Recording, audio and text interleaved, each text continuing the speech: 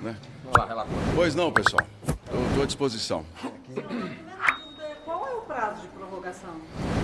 Nós, desde o início, eu tenho colocado com muita clareza a todo o grupo de parlamentares, inclusive ao relator Alfredo Gaspar, que nós precisávamos de pelo menos mais 60 dias para que a investigação fosse completa em todos os nossos relatórios.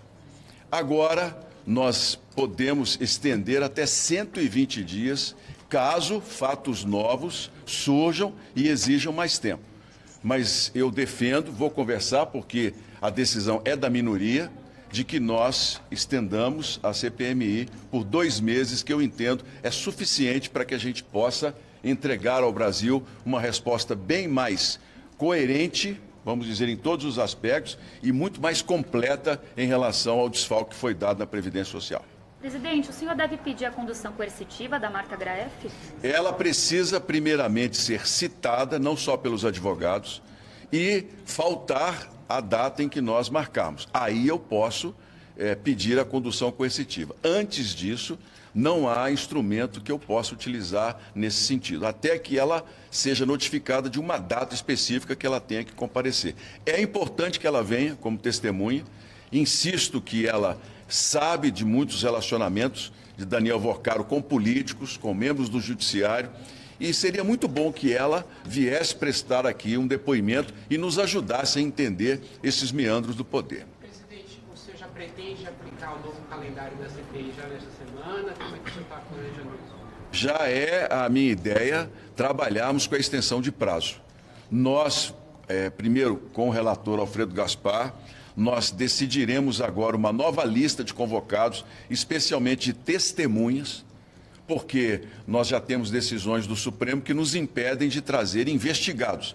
Então não adianta nós ficarmos insistindo até que nós tenhamos uma definição sobre essa mudança de posicionamento do STF. Até lá, nós queremos trazer pessoas que participaram, foram testemunhas dos esquemas, mas não são investigadas pela Polícia Federal. Também é nosso desejo centrar, hoje, por exemplo, data prévia, um depoimento muito importante para a CPMI, para que a gente entenda como funcionavam os cancelamentos de pessoas que se sentiam lesadas em algum momento. Outro ponto importante, o próprio ministro da Previdência, que é um nome que precisa comparecer à CPMI para dar esclarecimentos sobre o posicionamento dele e exatamente tudo o que aconteceu. Outros também ex-ministros e servidores públicos que agora nós teremos tempo de ouvir com mais tranquilidade dentro desse prazo que nós estamos estimando. Outro ponto importante, nós vamos tentar insistir, nós temos vários questionamentos do Supremo sobre mudança de posicionamento em relação aos habeas corpus. Esses nossos pedidos têm que ser julgados pelas turmas e eu espero que a gente, numa próxima, quem sabe, numa próxima grande vitória, a gente consiga fazer com que quem recebeu o direito de não vir na CPMI e fez parte do esquema, que possa comparecer, que venha. Nós temos vários presos que estão servidores espalhados pelo Brasil. Tem preso na Paraíba, tem preso em Sergipe, tem preso em Brasília. São pessoas identificadas pela CPMI, cuja prisão foi pedida logo no início dos nossos trabalhos e que hoje precisam comparecer para complementar o trabalho do relator Alfredo Gaspar. Então, nós vamos insistir junto ao Supremo num pedido de revisão dessas decisões para que a gente possa trazer todas essas pessoas para a investigação. Presidente, houve alguma... Quem seriam alguns desses nomes? Nós temos diversos servidores do INSS que trabalharam nos núcleos ligados aos procuradores que foram identificados como aqueles que mantinham os esquemas de corrupção e que estão presos. Esses nós queremos trazer para cá, mas que infelizmente não conseguimos por força de decisões do Supremo Tribunal Federal. Mas são pessoas que participaram ativamente do esquema da CPMI de desvio de dinheiro e mantiveram os contratos irregulares e agora é hora de prestar contas ao povo brasileiro. Presidente, houve alguma articulação mais recente do senhor com o André Mendonça para que houvesse essa prorrogação? Foi uma surpresa? Bem, foi uma vitória do povo brasileiro. É uma vitória dos aposentados que foram roubados e que exigem respeito. Foi uma decisão constitucional. Nós, do Parlamento, nós temos que trabalhar muito para resolver as questões legais. Quando há dúvidas, o Supremo ele tem que nos devolver. Mas quando a lei não é cumprida, como foi o caso desse requerimento, nós tínhamos todas as assinaturas, nós tínhamos toda a regra cumprida e, infelizmente, o Parlamento, pela presidência do Senado, se recusou a receber o requerimento. Então, nós recorremos ao Supremo como um direito constitucional a ser cumprido. Essa é a função do Supremo Tribunal Federal. Quando a Constituição não é respeitada, o Supremo tem de agir. Para isso nós criamos um Supremo nesse país, especialmente, não para interferir nos nossos trabalhos. Eu sou contra. Eu não gosto dessa ideia de constantemente o Supremo estar dando decisões, interferindo no trabalho do Parlamento, como foi nas quebras de sigilo.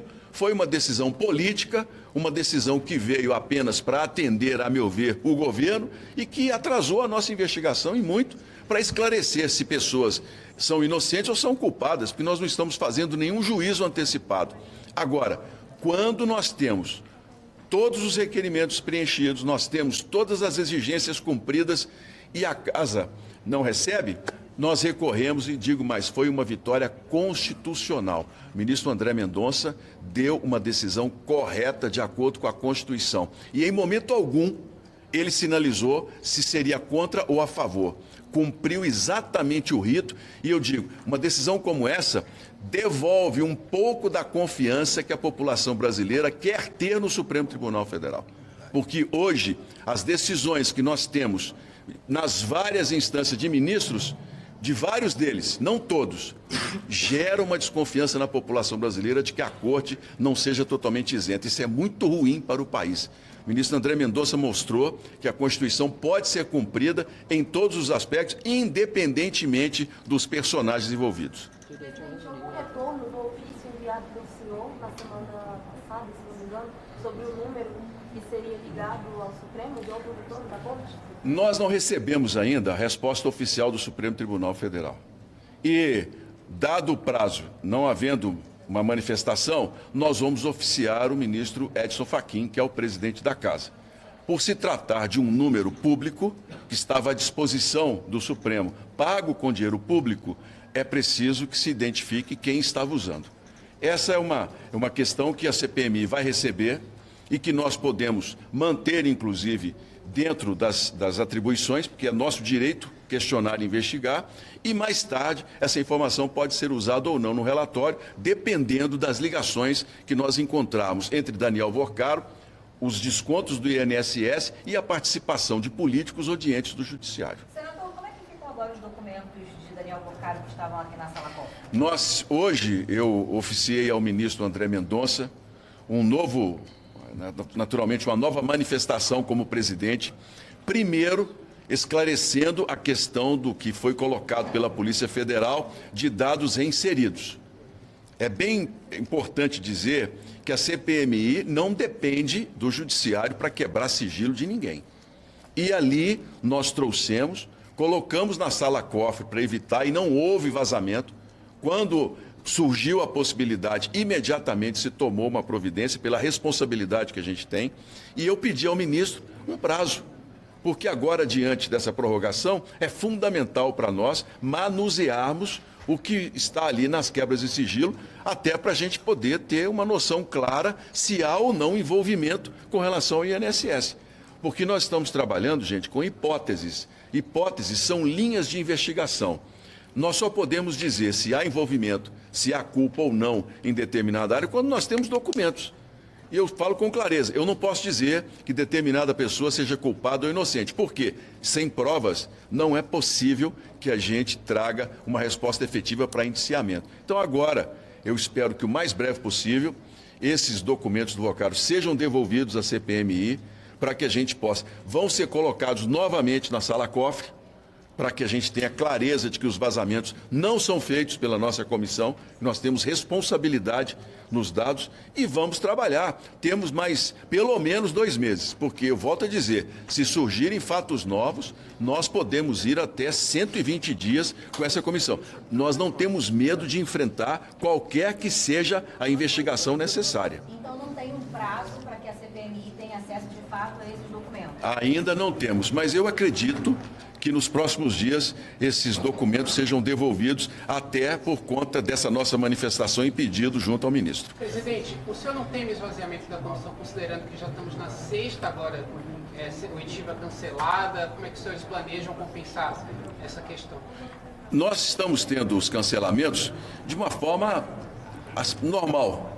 Uma investigação da Polícia Federal, por exemplo, uma investigação em qualquer inquérito, trabalha com o prazo que eles têm indeterminado. Nós temos um prazo e essas falhas vão ser repostas. Eu volto e digo para vocês, nós vamos trabalhar agora buscando testemunhas.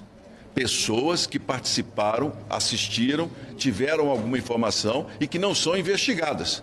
Essas pessoas têm a obrigação de vir e os habeas corpus têm sido dados nesse sentido, de virem para ficar calados diante daquilo que possa incriminá-los. Então nós vamos trabalhar, agora eu e o relator, vamos sentar e naturalmente vamos redesenhar.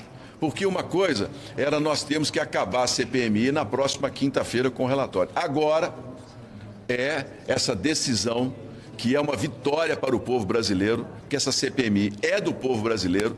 Vocês sabem que nós somos a CPMI com a maior audiência na história desse Congresso. Não há na história do Congresso Nacional uma CPMI que tenha a quantidade de pessoas acompanhando e assistindo a nossa CPMI. É o número de prisões. E eu fico impressionado quando muitas vezes ouço jornalistas, né, fazendo a avaliação de que nós não chegamos a lugar nenhum. Temos 14 presos. Nós temos 3 bilhões e meio de reais apreendidos. Nós temos 21 pessoas que vão ter mais prisões, hein?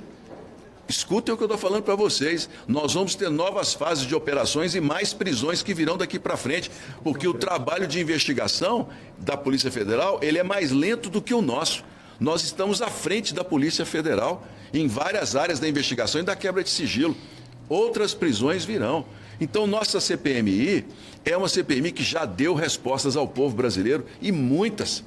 Hoje ninguém desconta de aposentado mais sem aposentado saber. Foi por benesse de presidente de governo? Não foi não, gente. Foi porque nós demos transparência a esse escândalo. Nós não aceitamos colocar debaixo do tapete essa sujeira. Nós enfrentamos e estamos enfrentando a fase mais difícil da CPMI.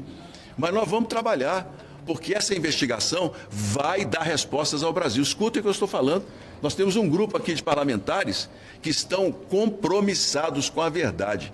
E não adianta querer desqualificar a mim, desqualificar o relator, desqualificar as provas. Não vai resolver, porque esse escândalo é muito maior do que essa tentativa. E nós não podemos simplesmente agir de outra maneira, senão investigar com muita firmeza e com muita coragem. Senador, por gentileza, o senhor chegou a falar com o presidente Davi já? Como é que vai ser esse trâmite depois da decisão do ministro? Vai ser lido no plenário? Como é que está isso? Olha, ministro, a decisão do ministro André Mendonça determina que a leitura tem que ser feita em 48 horas. E, sendo lida, a decisão de prorrogação é da minoria. Então, a minoria é quem dirá. O nosso requerimento já fala em 120 dias. Então, esse prazo já está estipulado. Eu busquei toda e qualquer forma de diálogo com o presidente do Senado. Me coloquei à disposição, busquei trabalhar em conjunto, coloquei a necessidade de nós prorrogarmos por conta dos atrasos, das blindagens que nós tivemos de requerimentos que nos impediram de investigar pessoas que estão no núcleo de todo esse escândalo, mas infelizmente não obtive qualquer resposta. Então agora nós vamos agir com a independência que a comissão me permite como presidente e a nós como parlamentares. Nós vamos seguir o nosso calendário. A hora do diálogo efetivo sobre prorrogação ou não já passou. Agora é a determinação que tem que ser cumprida dentro daquilo que nós propusemos desde o início. Senador, o senhor falou em mudança de posicionamento em relação aos habeas corpus, né? Sim. Tem mais pelo menos 60 dias pela frente. O que vocês pretendem fazer para que o trabalho seja mais efetivo mesmo, né? Porque se as pessoas não estão vindo, o que a gente sente é que não está andando. Olha, nós já andamos muito. Nós temos aqui praticamente 4 meses de muito trabalho. O relator, nós estamos conversando hoje sobre a questão dos indiciamentos. Vocês vão ter uma surpresa no trabalho que essa comissão fez em relação a isso. Agora, nós chegamos ao ponto mais difícil do nosso trabalho, que é o envolvimento de parlamentares, é o envolvimento de membros do judiciário, é o envolvimento de pessoas milionárias que têm grandes advogados e amizades nesse país. São decisões do Supremo que, infelizmente, nessa questão dos investigados, vão contra a nossa posição. Agora, eu falo para vocês com muita tranquilidade, se a CPMI terminasse quinta-feira, nós teríamos cumprido com a nossa obrigação. Porque o principal relatório é o povo saber o que nós fizemos aqui. Pergunte a qualquer aposentado no Brasil, nas praças onde eles ficam, no dia a dia, trabalhando. Pergunte a um aposentado de Maceió, a um aposentado de Roraima, de Belo Horizonte, do Rio de Janeiro, de Brasília, de Rondônia, de Porto Alegre. Pergunte aos aposentados. Você sabe o trabalho da CPMI? Vocês vão observar que o relatório está na mesa do povo brasileiro. Esse era o nosso objetivo e essa é a nossa obrigação. Aqui ninguém escondeu nada de ninguém. E vamos continuar trabalhando. Então, nesses 60 dias, nós vamos aproveitar para a gente poder tentar trazer quem não veio e faz parte do escândalo, trazer pessoas que possam contribuir e servidores públicos que ainda têm muitas declarações a dar. O senhor citaria alguém? Daria algum exemplo específico? De quê? Dessas pessoas que vocês pretendem trazer? O ministro da Previdência, por exemplo. Volney Queiroz. É um nome importante a vir e dar depoimento. O presidente do Dataprev hoje, que se sentiu mal, e foi, é Rodrigo Assunção. Também é um nome. As instituições financeiras, nós não podemos esquecer que nós temos os bancos, que estão sendo ouvidos, e que só veio um até agora. Nós temos ali pelo menos 10 que estão entre os bancos mais reclamados do Brasil em termos de descontos irregulares. E nunca vi um setor tão protegido no Brasil. Né? É hora de trazê-los aqui para que a gente possa ouvi-los e criar uma legislação própria.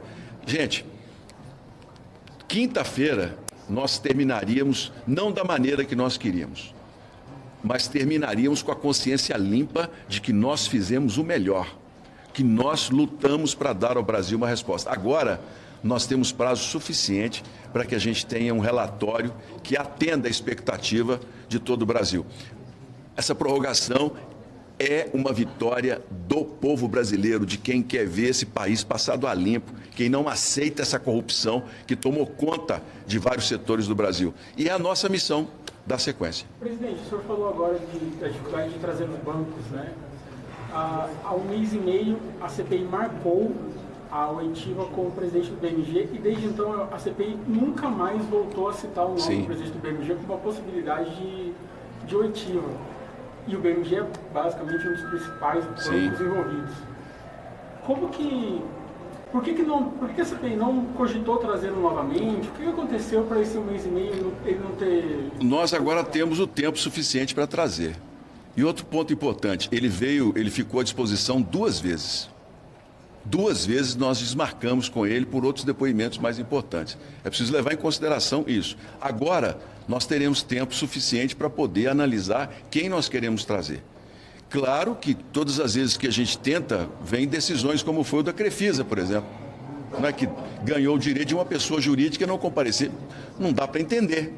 Ele é diretor de um banco. Ele tem que vir para dar as declarações como todo banco. Então, agora é fazer um calendário muito tranquilo e queremos trazer aqui os 10 que são os bancos que mais têm reclamações com relação aos descontos de aposentados. Outra coisa, com relação às últimas semanas ficou muito marcado na CPMI a questão do sigilo telemático do Borcari. Sim. O principal tema da CPI. A CPI fez muitas solicitações de sigilos telemáticos, mas quase nada chegou. Inclusive, não tem pedido de telemático, de acesso ao celular do Careca, do Camizote. Existe alguma expectativa de vocês fazerem, porem para votação, pedidos de telemático do Careca e do Camizote, que são 2 figuras centrais, e a CPI vai recorrer a esses pedidos que não chegaram até hoje? Se eu não me engano, chegou apenas pedido do Domingo Sávio e o outro do WhatsApp do Borcari que foi bloqueado. Nenhum outro WhatsApp, nenhum outro telemático tem chegado. Bem, eu dou sequência nos requerimentos. Se o relator e o grupo entender que é necessário quebrar, nós vamos colocar em votação para ser feito. A questão hoje que me preocupa muito é definir qual é o rito para quebra de sigilo, por exemplo, das pessoas. Porque diante de uma decisão que tivemos do Supremo, em que existe o devido debate, o que é o devido debate? É algo muito abstrato. Qualquer pessoa pode entrar com um requerimento dizendo que não houve o devido debate. É preciso esclarecer primeiramente essa decisão, que nós hoje estamos sem saber exatamente como cumprir a nossa função. O regimento diz uma coisa, aí vem uma decisão de outra maneira. Isso atrapalha muito. Agora, nós precisamos resolver. É o quê? 2 pessoas que vão falar? Mas se o relator entender, se o grupo entender que é necessário a quebra de sigilo, nós vamos colocar para votar, isso é sem dúvida. Pronto aí, gente? Muito obrigado, Alfredo. Vem cá, não. Não tem um. Tem muito a falar. Senador, só aproveitando que o relator vai falar, eu ia fazer até uma pergunta para o relator a respeito do relatório. Teria um relatório inicial, foi divulgado aí com mais de 5.000 páginas. Hoje, mais cedo, a base governista deu uma declaração aos jornalistas dizendo que eles estão fazendo um relatório paralelo que provavelmente poderia vir a confrontar o seu relatório. E aí eu queria saber como é que vai ficar esse relatório, se vai dar continuidade a partir dele, se vai ser feito do zero, e como é que é o posicionamento diante desse provável relatório paralelo por parte da base. Primeiro eu quero parabenizar o ministro André Mendonça pela coragem de corrigir uma omissão que prejudica o povo brasileiro. Segundo, que eu discordo completamente de esvaziamento de CPMI. O resultado está aqui, são vocês mesmos que nos dão esse prestígio e permitem que o povo brasileiro acompanhe. Terceiro, eu fui praticamente obrigado, pela ausência de prorrogação, a antecipar o relatório. Eu tenho hoje um relatório pronto, por volta de 5.000 páginas e 228 indiciados. Não cito no relatório, durante essas 5.000 páginas, Lula, Bolsonaro, porque eu tenho a responsabilidade de fazer uma coisa técnica, baseado nos dados da CGU, do TCU, dos depoimentos, das quebras de sigilo. Para mim, pouco importa se foi de governo A, governo B, C, D. O nosso papel aqui é corrigir uma dívida histórica da Previdência Social para com o povo brasileiro. Então, essa prorrogação vai ser muito importante, vai muito além do relatório. A prorrogação vai ser muito importante, porque nós estamos trabalhando na legislação através de projetos de lei para buscar uma blindagem do sistema de previdência. Essa esculhambação chegou a esse ponto porque o sistema de previdência brasileiro ele foi loteado para atender interesses políticos. Ou seja, se o interesse fosse um sistema de previdência eficiente, baseado na técnica, isso não teria acontecido. Adiantamos, por exemplo, perguntou o sigilo de careca, de fulano, de ciclano, esses daí já estão bem desenhados a forma de atuação. Nós podemos avançar agora em outras estratégias de investigação, por exemplo. Chegamos numa rede de lavagem de dinheiro de quase 40 bilhões de reais. Não é 40 milhões, 40 bilhões de reais, que vai desde do Hezbollah ao PCC e a um mecanismo que coloca o Brasil nessa rota internacional. Entramos pelo INSS, descobrimos, por meio dessa entrada de 150 milhões de reais, uma rede que nós não esperávamos descobrir. Nessa mesma rede, por exemplo, encontra desconto associativo com Master. Então, assim, o Brasil está uma porta aberta para lavagem de dinheiro. Isso é muito importante. E essa porta aberta tem que ser discutida por nós também. Nós não podemos ter a cada dia uma novidade de corrupção com lavagem de dinheiro por conta da permissividade legislativa. Esse aprendizado que nós tivemos ao longo dessa jornada vai muito além do que vocês falam a respeito de faltar testemunha. O arcabouço probatório da investigação, o que menos gastamos com tempo é em testemunha.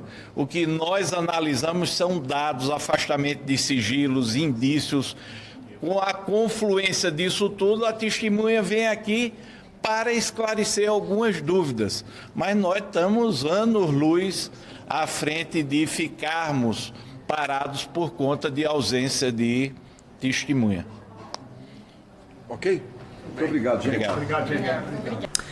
Fala galera da Folha TV, não se esquece de se inscrever aqui no nosso canal para assistir programas como Folha Notícias Manhã, Folha Notícias Noite, o nosso Folha Entrevista e o nosso Barzinho das Meninas. Muitas coisas bacanas a gente acompanha por aqui e a gente precisa muito, muito do apoio de vocês para nosso trabalho jornalístico, investigativo, de curadoria de conteúdo, com vocês ajudando no nosso Pix, folhademocrata@gmail.com, ou mandando superchats, valeu demais, e os recursos financeiros, tornando-se membro do nosso canal, no nosso curso de jornalismo básico, para você ficar muito bem informado a respeito de tudo.